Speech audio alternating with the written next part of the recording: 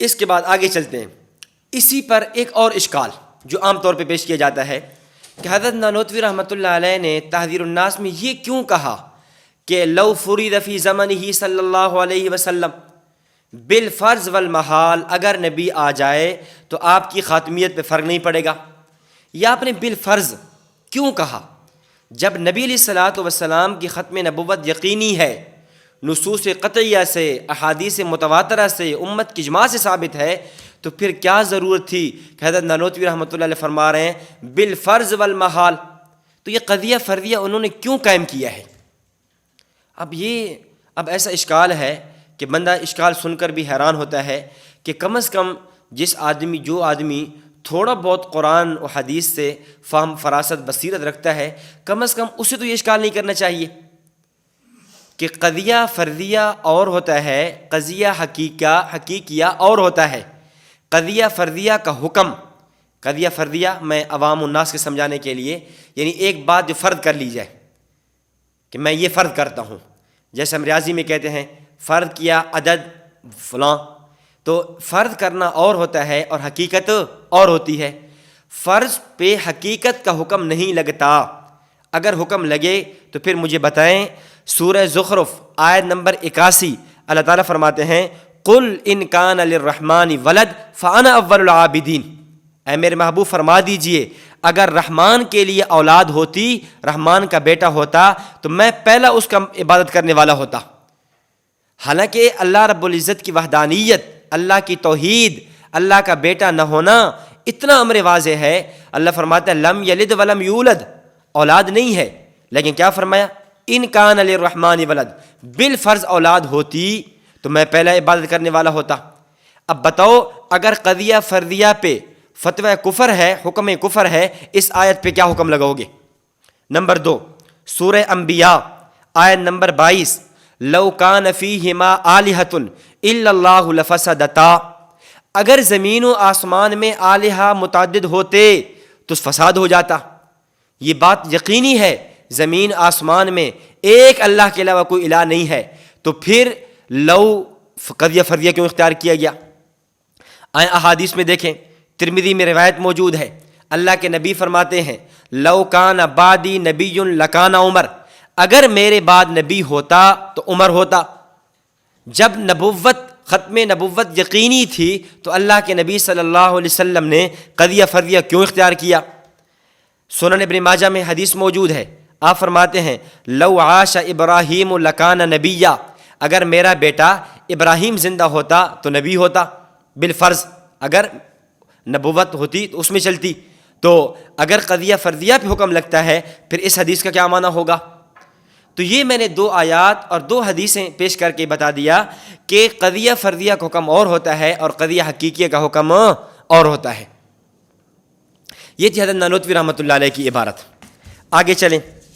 دوسری عبارت ہے حضرت قطب الاقطاب، حضرت ثانی امام اعظم ابی حنیفہ، حضرت علامہ رشید احمد گنگوہی رحمۃ اللہ علیہ، جن کی وفات ہے 1905 میں. ان کے اوپر یہ الزام لگایا جاتا ہے کہ انہوں نے فتاوی رشیدیہ میں لکھا کہ علیاذ باللہ نقل کفر نباشد، کہ اللہ تعالیٰ جھوٹ بول سکتے ہیں، علیاذ باللہ.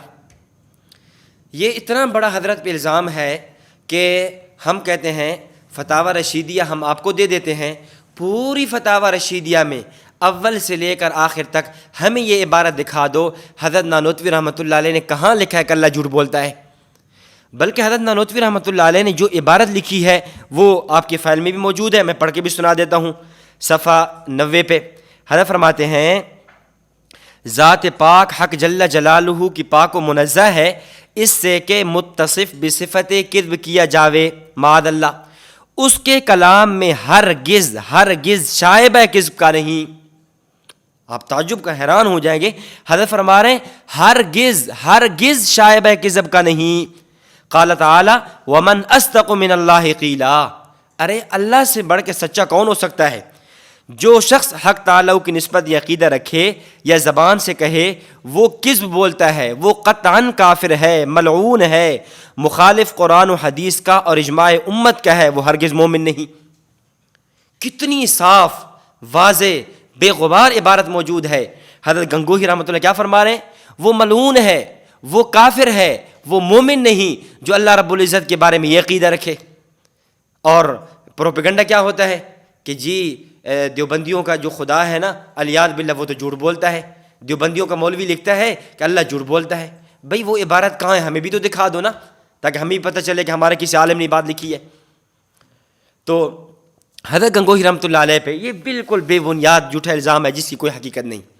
البتہ ایک بات میں یہاں عرض کرنا مناسب سمجھتا ہوں، ایک عام طور پہ ایک ہمارا عنوان چلتا ہے عموم قدرت باری تعالی، اللہ رب العزت کی قدرت میں تعمیم ہے، اللہ کی قدرت عام ہے۔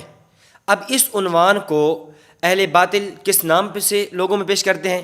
کہتے ہیں ان کے ہاں یہ ہے کہ امکان کذب، کہ اللہ کے ہاں جھوٹ ممکن ہے، جھوٹ کا امکان ہے، یہ پیش کیا جاتا ہے۔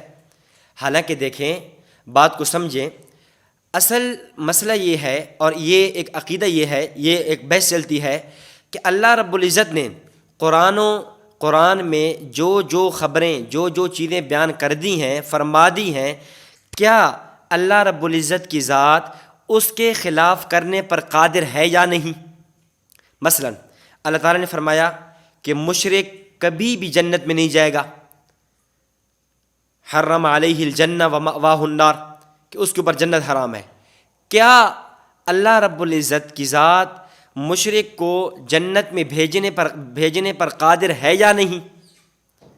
تو اس میں اہل سنت والجماعت کا موقف یہ ہے کہ اللہ رب العزت نے قرآن کریم میں جو خبریں بیان فرما دی ہیں، اللہ اس کے خلاف کرے گا نہیں، ہرگز نہیں کرے گا، لیکن اگر کرنا چاہے تو کر سکتا ہے، عاجز نہیں ہے۔ اللہ رب العزت کی چونکہ ایک صفت ہے، اللہ عجز سے، جہل سے پاک ہے، کرے گا نہیں۔ اللہ نے وعدہ فرما دیا انبیاء جنت میں جائیں گے، ہرگز انبیاء کو جہنم میں بھیجے گا نہیں، لیکن بھیجنا چاہے تو قادر ہے۔ اللہ نے فرما دیا کہ مشرک جنت میں نہیں جائے گا، اللہ جنت میں نہیں بھیجے گا، لیکن بھیجنا چاہے تو قادر ہے۔ یہ عمومی قدرت باری تعالیٰ کا مسئلہ ہے، اور اس کو لوگ کیسے تعبیر کرتے ہیں کہ جی ان کے ہاں امکان کذب ہے، ان کے ہاں جھوٹ ممکن ہے۔ حالانکہ یاد رکھیں، یہ جو ہمارا اہل سنت والجماعت کا یہ عقیدہ ہے کہ عموم قدرت باری تعالیٰ، اللہ کی قدرت میں عموم ہے، اللہ کی قدرت میں تعمیم ہے، اللہ جو چاہے، ان اللہ علی کل شیء قدیر، اللہ اپنے ہر چیز پہ کرنے پر قادر ہے۔ اس کو امکان کذب کا نام دینا یہ غلط ہے۔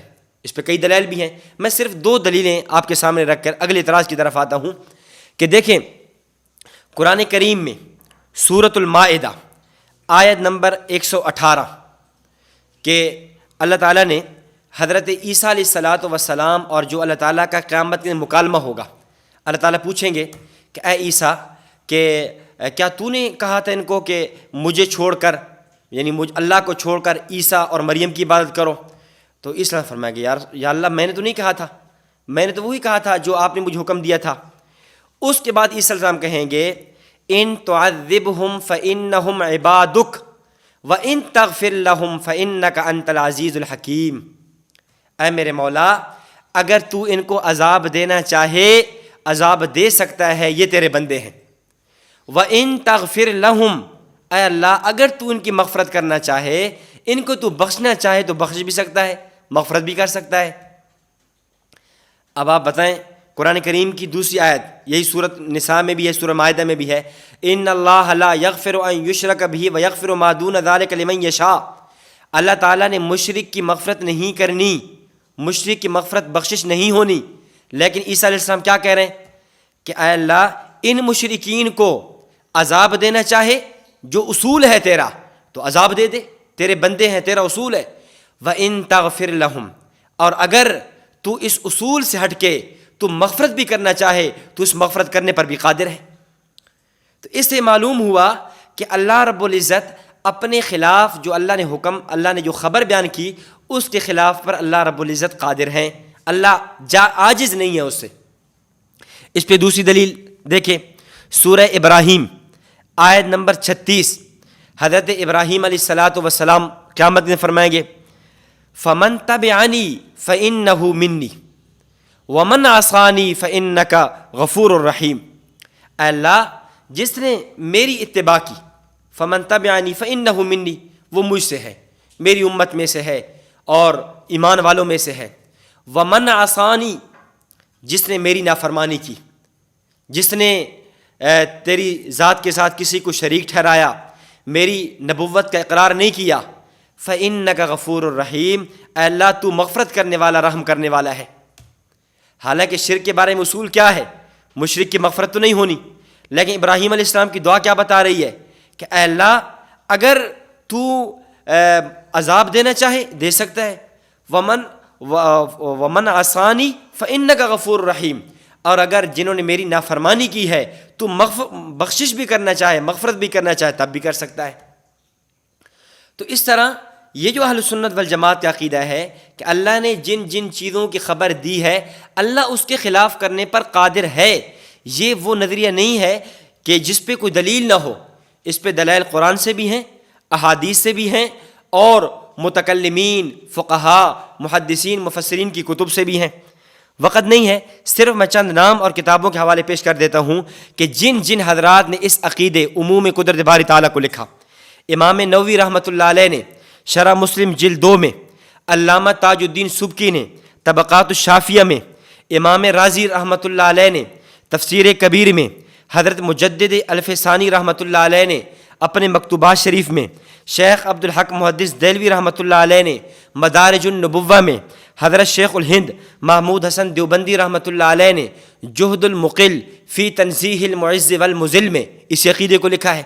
تو کئی حضرات اس عقیدے کو لکھا ہے، اس لیے حضرت گنگوہی رحمۃ اللہ علیہ نے جہاں یہ لکھا ہے اللہ اپنے خلاف کرنے پر قادر ہے، اس کا مطلب اس کو جھوٹ پہ اوپر محمول کرنا یہ بالکل غلط ہے۔